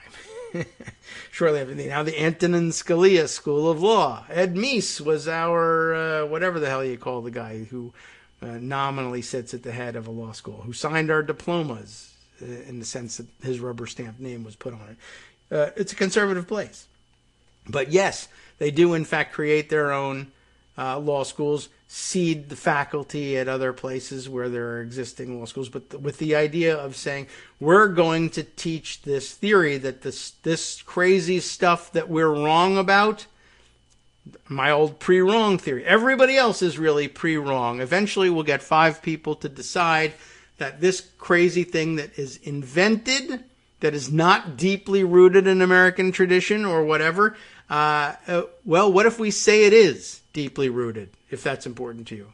I don't know. Well, how would we get 5 justices, though, who would do that? Well, it's a long-term project, but eventually, if you educate generation after generation of new lawyers, particularly those who self-select by sending themselves to Regent University and other places like it, to be instructed in the ways of Christian right law, then what are you doing? You're minting new lawyers that you can have a Christian right Republican president, and you're minting new lawyers who can be installed into the federal judiciary and work their way up the ladder and eventually get to those appeals courts from which they can then be launched onto the Supreme Court, and they can hire plenty of clerks who will do the work of making up the reasoning for what they want to be considered valid and supportable and logically derived law. And then when they can't, when they hit that wall, they just announce it instead. But that's what they've been doing. Creating law schools to train lawyers, law firms to litigate the question, organizations to create solidarity between conservative lawyers and Republican politicians, and sometimes substitute out Republican politicians with conservative lawyers, et cetera, et cetera. That's why they recruited and trained candidates to run for office, give them the candidacy in a box, right? Organized pastors to engage more with politics. This is Sarah Posner's thread continuing here. That's why they harassed women outside of abortion clinics. That's why they made sure anti-choice diehards ran not only for Congress but also for state legislatures around the country so they could chip away at Roe while they awaited their ultimate goal of overturning Roe, a battle of law and of hearts and minds. That's why they hosted rallies, conferences, and TV shows published countless sermons and books, formed more and more organizations, both Christian and political. Opposing abortion was portrayed as being the very heart of what it means to be a Christian and an American. You can see the ultimate outcome of that in people like Marjorie Taylor Greene, who expresses that sort of overt connection every day. That's why they organized smear campaigns against pro-choice Catholic politicians, why they attacked pro-choice judicial nominees, why they created dark money organizations to press for their own judicial nominees, particularly for SCOTUS, and why, of course, they voted for Trump. Okay? Right? And by the way, she adds at the end, if you think this isn't the precise strategy they have for Obergefell, the Texas sodomy case, is that right? I have a bridge to sell you. Well, all true. And then Jane Meyer from New Yorker chiming in at this. Anyone surprised by this has been asleep. Much of the push to overturn campaign spending limits was driven by anti-abortion activists' intent on imposing fringe views on the majority through elections and the courts. That's another twist on all this. But I took that thread and had something additional to say about it, which was, okay, so after listing all those things and all this tremendous effort over decades that they went through, why did they go through all of that? If I say that this is available to you by fiat, you might say, why bother taking on a 50-year project to prime the ground for it? And part of the answer is, okay, yes, you could always do this by fiat, but the problem is, do I have 5 justices willing to do this thing by fiat? And the answer up until now has been no. And why not? There were probably always a significant number of justices, but never 5, I guess, who truly believed that a huge mistake had been made and that a right had been conferred here that had never belonged as part of our constitutional jurisprudence and it needed to be undone. How do you get 5, though? And the answer is, well, who becomes a justice most, we might ask. And the answer is, at the very least, typically lawyers. But in addition to that, people who have been appellate court judges, typically. That's the typical path to the Supreme Court. There are others. I mean, it's been a long time since we've had a overtly political nominee, somebody who was an elected politician primarily before moving to the bench. This is the way we've been doing it. And part of the reason we've been doing it this way is because that's the way Republicans are doing it. And we want to not vary too much from them so that we might be able to pick up some of their votes or guilt Republican politicians into voting to approve a Democratic nominee. Because, look, the qualifications are spectacular. They're the same sort of qualifications you guys have. And then we're always surprised that they say, it only matters when we have that. When you have it, we don't care. The vote is no. Oh, but we're starting to get the picture here, right? So why are Republicans doing that? Why are they moving? Well, because that's a reliable conveyor belt that looks facially neutral, that people can understand, and they don't typically rise up against in protest, even if they don't like the idea or they don't like the person involved. This person has been on a high-level appellate court doing appellate law for some time. Well, I may not agree with them, but the qualifications are impeccable. How does one become a Supreme, or not a Supreme Court, but an appellate court judge most? The path to the appellate courts is not quite as clear. A lot of times people move there from academic positions as law professors, but again, a limited number of normal paths to the appellate court. 1, academia. 2, work as a federal trial court judge in a district court, moving up the ladder. How does one become a federal district court judge most? Or, for that matter, how does one become a law professor most? Well, okay, things begin to blur there because there's lots of federal district court seats and lots of academics, legal academics out there. But if you need to fill the ranks with reliably conservative people, then one of the things you're going to want to do is what Sarah Posner was talking about. Create employment for them. Create law schools for them to work in. create boutique law firms that litigate in this kind of law. And, these things then cross-pollinate. But you basically create yourself the candidates you need. I will start my own law school or start my own boutique abortion and other conservative cause celebs boutique law firm / think tank, and I'll stock it with people who I graduate from these schools. I need professors to teach them, and I need students to go there. I'm going to manufacture that with money. After a certain number of years, it becomes a matter of fact that the powers that be, the establishment, and the public at large will see someone who has been a law professor or a litigator for X number of years as qualified to sit on the federal bench.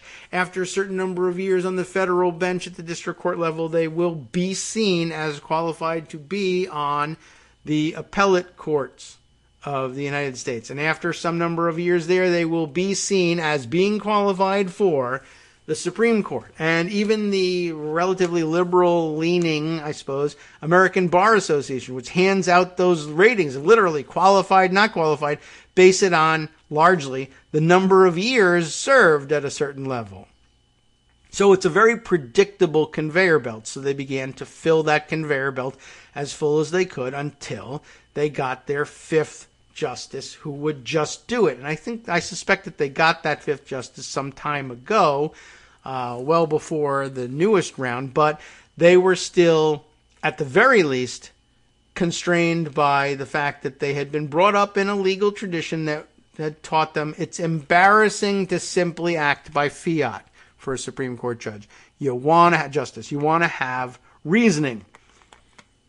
And you want the reasoning to be as strong as possible so that you can leave behind your fiat to hang around the necks of the court system and even possibly liberal successor justices for as long as possible. Because they too are being taught that precedent means something, that stare decisis means something, that they can't simply overturn things by fiat, that they have to think their way around this, and the harder it is for them to think their way around it, the longer lasting it will be. We can't ever let on that it can just be done by fiat, or they'll just abandon the quest and simply reverse us by fiat. So it's a tough road, and it takes a long time, but it can be done if you set your mind to it. And there's been plenty of writing on the fact that there's lots of evidence that they have done just that. Now I remind you, if nothing has ever prevented anybody from doing, just simply overruling things by fiat, except the fear of consequences, what does it mean?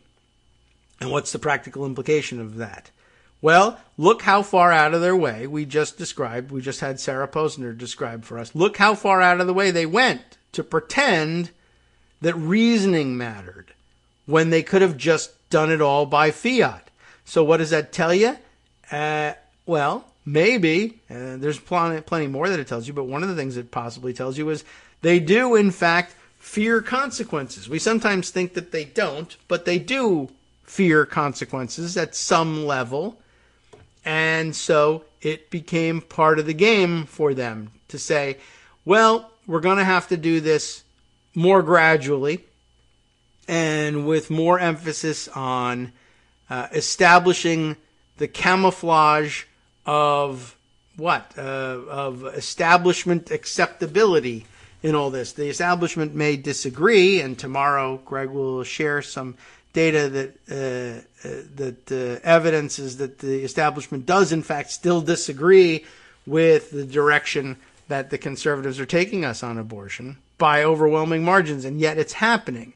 And it's happening because people are saying, well, the Supreme Court, as much as I disagree with them and as much as I find them to be illegitimate, they are still the Supreme Court, and there's only one avenue available to us to undo that, and that is to engage in a similar long-term project to reverse things that the Christian right undertook. And that, maybe there is the real brilliance of not doing it by fiat. Is if you can do it by fiat, it opens the door to undoing it by fiat. And if you do it and you have the patience to do it with a 50-year campaign, then you can say to the liberals and the left, you may not agree with it, and in fact, you might be vehemently in disagreement with it. But the way you can change it. It's going to take you 50 years, though, as it took us 50 years. Are you willing to put that time in? Do you have the discipline to do it? And when you do it, can you defeat our roadblock? I mean, part of the genius, perhaps, of doing it this way is that you convince the other side that that's the only way to do it, too. And you buy yourself 50 years of having the rulings go your way. And if in the meantime you can convince the vast majority of the American public that that's the way it should be, as over the 50 years the existence of Roe has convinced the American public at this point, 70-30, that Roe should remain on the books, maybe at the end of the 50-year project, ironically, the end of the 50-year project to convince justices that we should do otherwise. What if public opinion over that 50 years has swung the other direction? And it is now 70-30 that we ought to leave things the way they are, even if they're not ideal. And a new set of liberal-leaning justices are faced with the possibility of reversing the reversal. Will they do it? Or will they say, we're out of step with the public? Or will the public change its mind over the 50 years?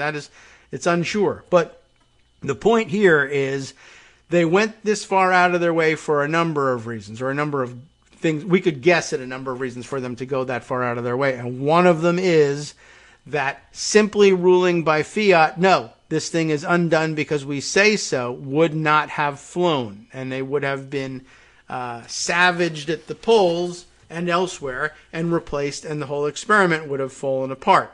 But they realized the value of disguising what they were doing so that they didn't face the same consequences. And indeed, they have not faced the same consequences. It's only been a year and a half since when Republicans found themselves upset at the outcome of a different political process, they stormed the Capitol and threatened to murder the Vice President of the United States. Now, they deny all this now, but of course we all watched it happen.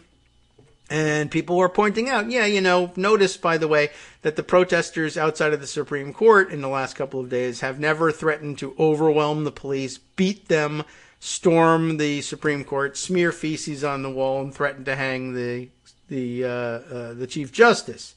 That's not happening. Yet, the Republican talking points on this are that is happening. And I even saw people tweeting and saying, notice, by the way, that, when Roe v. Wade first came down, conservatives didn't gather outside of the Supreme Court and threaten to burn it down, which is not what was happening yesterday either. But we didn't do that, and and weren't we calm and cool and collected about the whole thing? And other people pointing out, well, actually, you kind of have a 50-year history of calling for the assassination of abortion providers and then executing on those calls. And bombing clinics and bombing the Olympics, for God's sake, the Atlanta Olympics. We were confused for a little while about who actually did that, but yeah, that was the anti-abortion folks bombing the Olympics for peace and life. And we noticed we never did anything like that, except when you did. Well, anyway, so now, of course, we come to the talking points. Again, I mentioned them earlier, Jenna Ellis and Ron DeSantis saying, you want an insurrection, the real insurrection. Not only do we deny the actual insurrection that had happened and say it was tourists and yada yada, but the real insurrection is the leak. Wow. That's a stretch and a half. I mean, that's world class in terms of misdirection, but pretty interesting. What an opportunity for them, not only to lie about what their reaction was to Roe v. Wade and lie about what liberal reaction has been to this leaked opinion, but to just to make that kind of a category error. It's not an error, it's an intentional thing to say it's really an insurrection to have leaked this. Plus, the real danger to the Republic is that the people who are outside protesting at the Supreme Court will do what we did a year and a half ago to the other branch right across the street, while we deny that we actually did it. What What can you do? It's illogical. It's hypocritical. It's, yes, the playbook. The playbook says that's part of the game. Yeah, I forgot about that. All right, well, it's just one of those things we're going to have to learn to live with. Anyway, yeah, might be an interesting time now to take a look at those that list of talking points that Greg pointed us to. He said that, was it Axios had provided them? And I'll provide you the link to that, too. Actually, it was the tweet from Tennessee Holler, the Tennessee Holler, that brought that to our attention. I'd be interested to see whether there's... I haven't taken a look at them yet. I'd be very interested to see whether the real insurrection talking point is in there, or whether that's on a yet even crazier list of talking points. I mean, that's some hyperbole. Never mind when it opens the door to saying about Ron DeSantis and Jenna Ellis. That's the sort of thing we have to watch what we say here on the show and elsewhere. Anyway, somebody who also, I guess, will probably be boiling over at this point to the point where he has to watch what he has to say, although he may have said it yesterday, Justice Putnam. Next with the West Coast Cookbook and Speakeasy. NetworksRadio.com. You have been listening to Kagro in the Morning with David Waldman. Well, of course, he'll be discussing that situation, but there's more, as always, to his program. Let's sample from elsewhere. The District of Columbia has reached a $750,000 settlement in the Trump inaugural lawsuit. Did you forget that was even going on? Justice will remind you, along with another collection of things you might have forgotten about, next.